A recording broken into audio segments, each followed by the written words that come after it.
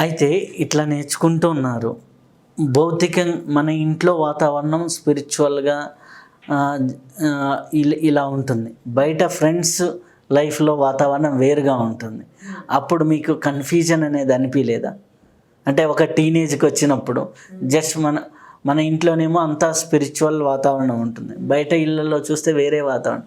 అప్పుడు ఎలా అనిపించేది? ఐ థింక్ నాకు చిన్నప్పటి నుంచి స్పిరిచువల్ ఫ్రెండ్సే ఉండే.